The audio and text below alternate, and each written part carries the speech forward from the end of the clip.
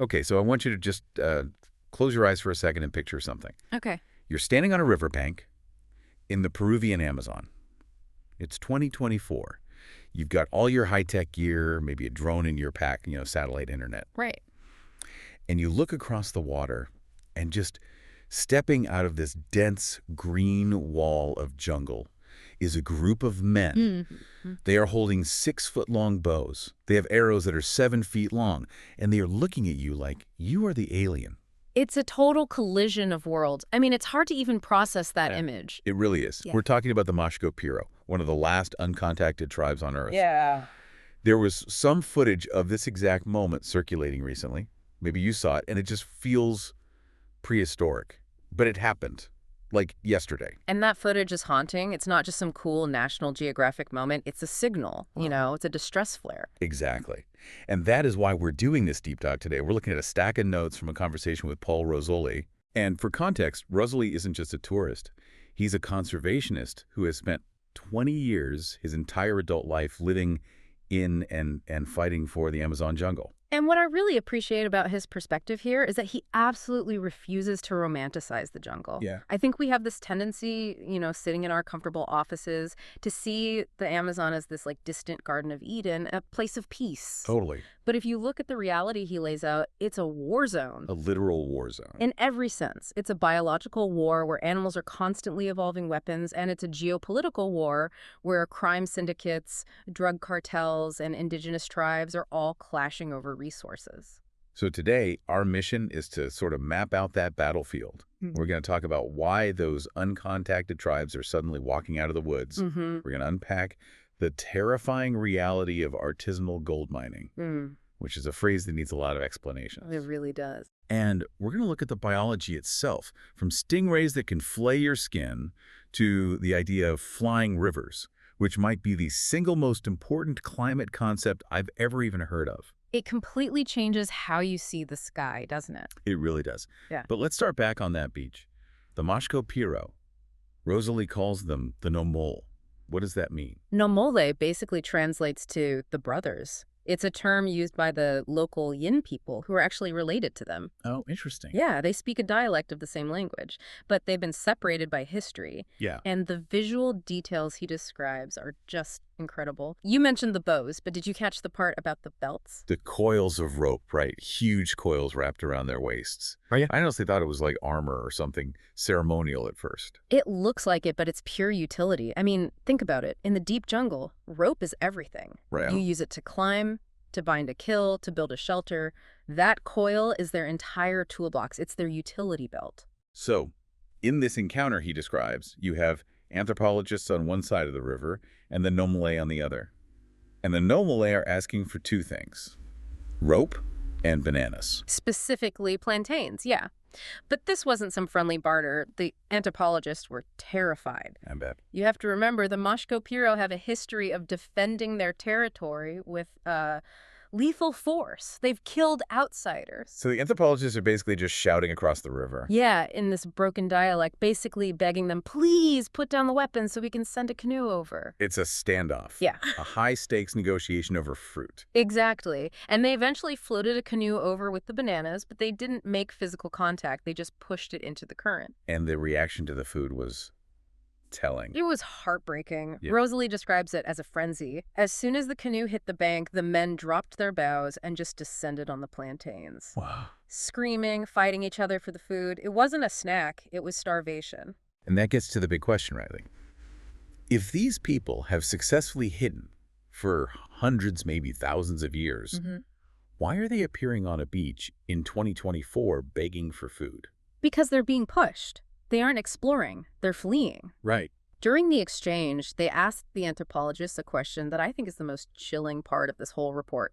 They asked, who are the bad ones? Who's the bad ones? They were asking about the people using chainsaws, the people cutting down the big trees deeper in the forest. So they're running from loggers and gold miners. Exactly. They don't understand the geopolitics. They just know bad men are coming and the forest is disappearing. They're essentially refugees of this war. That's exactly what they are. They're the canaries in the coal mine. When the uncontacted tribes start running, it means the extraction industry has hit the deepest parts of the Amazon. Let's dig into that term, extraction industry. Because when I hear gold mining, I picture these massive multinational corporations. Right. Giant bulldozers, logos, stock market companies. But Rosolie paints this very different, almost scarier picture.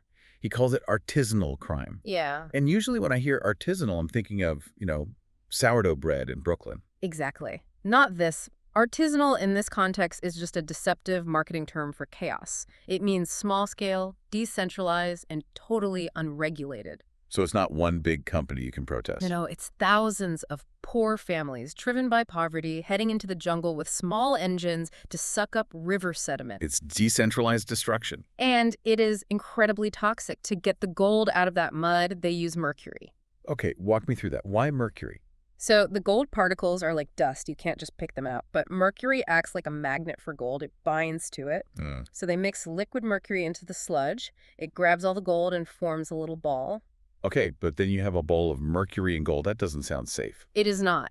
To separate them, and this is the horrific part, they take a blowtorch and just burn it. They burn it. Yeah. The mercury evaporates into the air, leaving the pure gold behind. But that mercury vapor doesn't just disappear. It goes into the atmosphere and creates what they call mercury rain. Mercury rain. That sounds like a sci-fi novel. It basically is. It falls back down into the water, poisons the fish, poisons the people. You have communities downstream who have never mined an ounce of gold, but their blood is testing off the charts for heavy metals. And the miners themselves, I assume they're breathing this in directly. Oh, yeah. And here's the tragic irony. They aren't getting rich. Rosolie describes this brutal trap. These guys destroy the forest, poison themselves, find a few grams of gold. And Then they go to town to sell it, and there are gangs waiting outside the gold shops. They watch who comes out with cash, and they just rob them at gunpoint. It is misery all the way down. And speaking of criminals, this is where the story took a turn I really wasn't expecting. Rosolie brings up the Narcos. This is a major shift. Traditionally, cocaine production was in, specific parts of Colombia or Bolivia. But as authorities crack down, the narcos are moving into these remote parts of the Peruvian Amazon because it's impossible to police. It's perfect cover. Exactly. And Rosalie experienced this firsthand. I mean, we're not talking statistics. We're talking about a hit. A literal hit was put on him. Yes. He uses drones to monitor the forest for illegal clearings.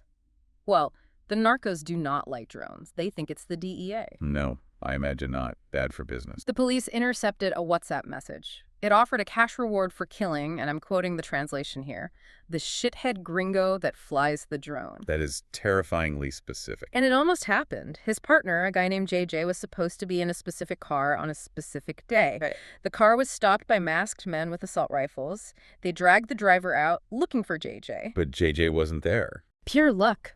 He missed the ride.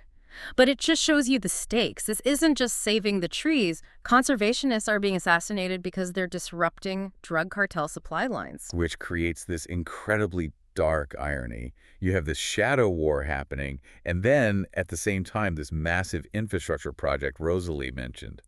This is the part that makes you want to scream. The highway. The highway near Belém. They are carving a 4-lane highway through the Amazon, and the stated reason, to ease traffic for the upcoming COP30 climate summit. Wait, let me get this straight. They are cutting down the Amazon to build a road so that diplomats can get to a conference about saving the climate. That's the report. It is the ultimate symbol of the disconnect. We have these high-level meetings in air-conditioned rooms talking about carbon credits, while the actual biological machine that regulates carbon is being paved over to facilitate the meeting. It's absurd. Yeah. We've talked a lot about the destruction and the violence. I want to pivot to the jungle itself, because Rosolie is fighting for a biological library that we barely understand. Right, and it's a library that fights back. Nothing illustrates that better than the story about his foot. I think we're going to have phantom pains just talking about this. The stingray. The stingray. This is a guy who's been bitten by bullet ants, supposedly the most painful sting on Earth. But he said the stingray was 100,000 times worse. He described the pain as white hot. He was stung in the arch of his foot, and the venom basically causes the protein in your cells to unravel. Oh, my God. He said he could feel the barb wagging inside his foot, just flaying the skin from the inside out. He was blacking out. And here's the crucial part. Western medicine versus indigenous medicine. Because he mentions another guy who got stung and went to a modern hospital. Right. The hospital gives you antibiotics, painkillers, but Yeah. the venom stays in there. That guy ended up with necrosis dead tissue and couldn't walk for months. So the Western approach treated the symptoms But it couldn't neutralize the toxin. Ugh. Rosolie, though, he let the locals treat him. with the fish cake. He called it the fish cake. Yeah. The indigenous guides went into the forest, stripped bark from specific trees, heated it into this hot poultice, and just slapped it on the wound. He called it plant pus. Which is gross but descriptive.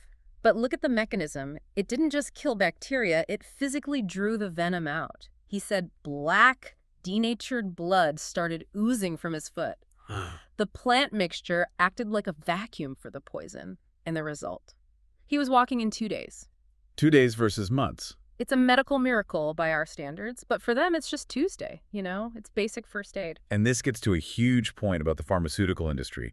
We always hear the rainforest is a pharmacy. It is. About 25% of our drugs have roots in rainforest plants, aspirin, quinine. Right. But here's the kicker. We have only chemically analyzed a tiny fraction of the Amazon's plants, less than 1% by some estimates. So when we burn down the forest for a gold mine, we're not just burning wood. We are burning a library before we've even read the books. Right. There could be a cure for Alzheimer's, for cancer, sitting in the sap of a tree that is being bulldozed right now. We are literally erasing the solutions to our own problems. It's not magic. It's just unread science. Precisely. It is thousands of years of R&D that we are just ignoring. Speaking of indigenous history, there's this debate I see online all the time. The idea that the Amazon is man-made. Oh yeah, that theory has exploded. That it's basically an overgrown garden. Rosolie had a really nuanced take on this. He splits the difference really clearly. He says, yes, along the rivers, maybe 10 to 15% of the forest, you find terra preta. The black earth. Right. It's this incredibly rich, dark soil, full of pottery. It was clearly engineered by humans to grow food. Massive civilizations lived along the rivers. But he pushes back hard on the idea that the entire Amazon is a garden. He points out that if you walk away from the river into the terra firma, the soil changes completely. It's clay, nutrient poor, no pottery shards. So it's a mix. Huge, ancient cities along the river highways, but a vast, wild ocean of trees in between. Exactly. And that wildness is crucial, because if it was just a garden, it wouldn't function as the machine that it is. And this brings us to the flying rivers. This was the concept that just blew my mind. I always thought of the Amazon as the lungs of the earth, the cliche. But Rosolie says it's more like a heart or a pump, a massive water pump. Yeah. The trees suck up groundwater and release it as vapor. He cited the number. Yeah. 20 trillion liters of water are pumped into the air every single day. I can't even visualize that number. 20 trillion. It's more water than flows into the Atlantic from the Amazon River itself. That moisture rises, forms these massive flying rivers of clouds, and flows across the continent. It affects weather everywhere. Everywhere. Wow. It waters agriculture in Brazil, regulates tornadoes in the U.S. Midwest. It stabilizes the global climate. But the scary part is how fragile that pump is. We've already lost about 20% of the forest. And scientists estimate that if we hit 20 to 25%, the pump breaks, the forest dries out, and it flips into a savanna. And you can't just replant it once that happens. No. The cycle is broken, the rain stops, the machine just turns off. That's terrifying. Yeah. But it also highlights how alive the place is. Yeah. And Rosolie had some wild stories about actually communicating with that life. We have to talk about the spider monkey. That was a moment of pure connection, wasn't it? So he sees a spider monkey drowning in the river. He jumps in, but the monkey is terrified of him. It's thrashing around. Naturally. To the monkey, a human swimming toward it is a predator. Right. So what does Rosolie do? He doesn't just grab it. He speaks monkey. He literally mimicked their vocalizations. He used a specific contact call he'd learned from raising orphan monkeys to tell it in its own language, I am safe, I'm not going to eat you. And it works. Immediately, the monkey stopped panicking, reached out, grabbed his paddle, and let him tow it to shore. That sounds like a Disney movie, but the implication is scientific. These animals have complex language. And the indigenous trackers use this constantly. Rosolie explained the forest is like a radar system. When you or I walk in, we just hear nature sounds. It's just noise. Right, chirping and buzzing. But a tracker hears a news broadcast. If a specific bird calls out an alarm, they know a jaguar is 500 meters to the west. If the insects go silent, A storm is coming. We are functionally deaf in that environment. Totally. And blind to the food chain, too. I loved the bit about what they actually eat. Yeah, the menu isn't exactly acai bowls. No, it's piranha, which he says makes great chips if you fry the fins. Yeah. And the pacu. The pacu, the fish with the human teeth. It is the stuff of nightmares. It has teeth that look disturbingly human, but apparently they're delicious. But he made a really important point here. Eating jungle food, hunting monkeys, or catching pacu, it's not a culinary choice, it's survival. That's the critical so what here. When we see locals overhunting, it's easy to judge, but they're often displaced, desperate people trying to feed their families. They aren't the villains. So let's try to pull all these threads together. We've got uncontacted tribes walking out of the forest because they are being hunted.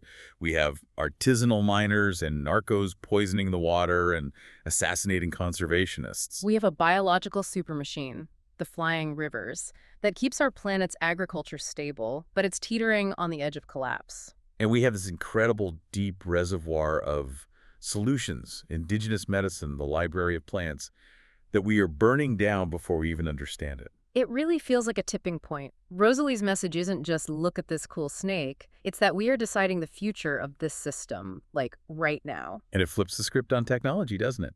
We look to tech to solve climate change, carbon capture plants, geoengineering. But the Amazon is a biological machine that has been perfecting itself for 55 million years.